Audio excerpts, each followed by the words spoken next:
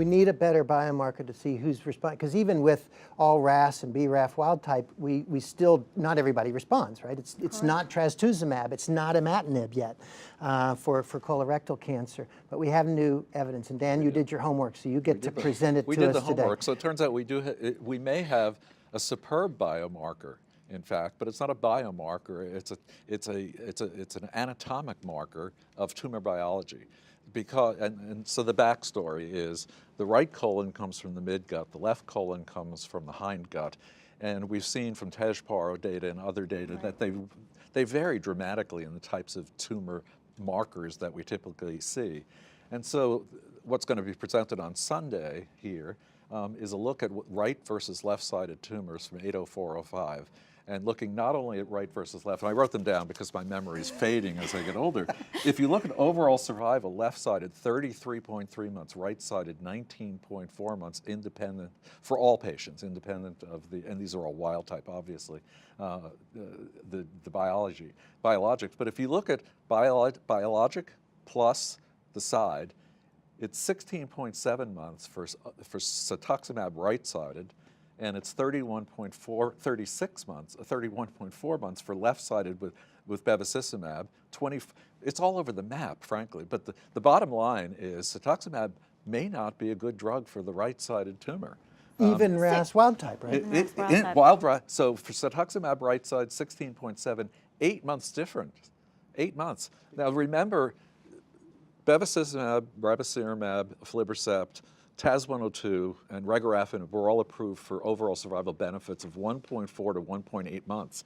And just by looking where the tumor is, it's 8 months. Yeah. So well, it's not improving by 8, it's dragging down by 8. Yeah, it's identifying a bad risk patient. So are we actually harming people on the right side if you give them upfront cetuximab? Maybe they're wrong. So Dan, do we know about the primary tumor, if it was removed or not in those cases? So we do, most of 80405 was not removed. Yeah, so does it make you feel inclined then to maybe remove the tumor? Well, let's talk removed tumors since you brought it up. So should we? I got a patient right now, I got, who's got a nice response. Should I take it out?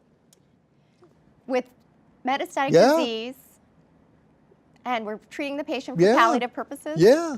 Should I take it out? Is there, is it kidney cancer? Should I take it out? So the tendency currently, I think most of us do not remove the tumor unless the patient is symptomatic with either a neuroobstruction, bleeding. Yeah. But there's increasing data, meta-analyses that say maybe they do better if you take their primary out. Didn't the Cairo 3 trial show that? Yeah. There's pooled analysis from Europe, but I would say the majority of time we don't take the primary tumor. No, I know we don't. out. I'm saying, but should we?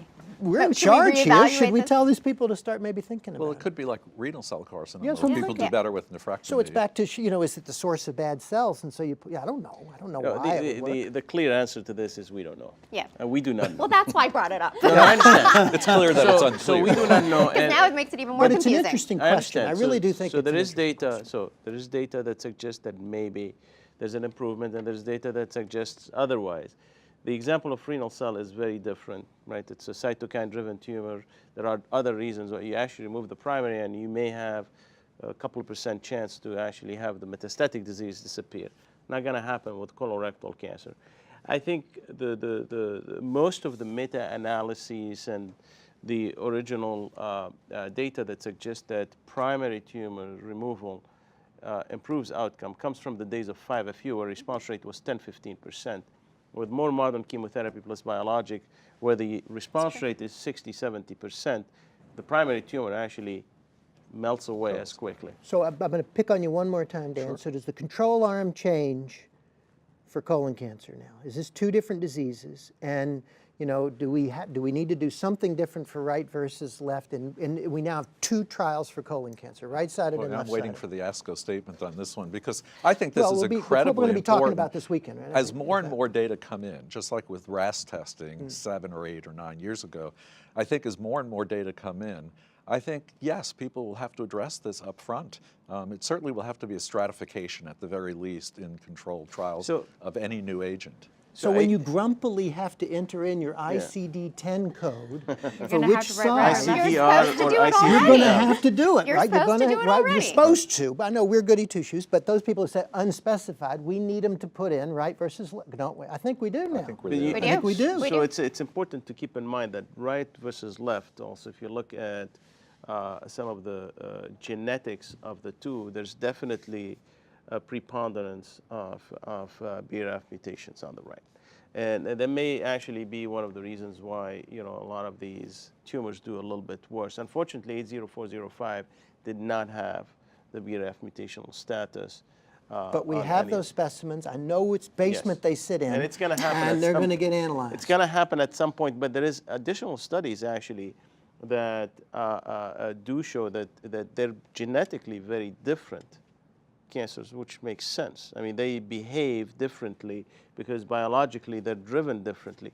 The question of whether side matters in terms of the choice of biologic is kind of difficult to answer from these questions because you have to randomize in the left and randomize in the right, which of course hasn't been done. You can say that it's at least prognostic. You know, if it's predictive, it'd be great. It'd be a cheap way to predict for biologic or no biologic, but we don't have that data yet.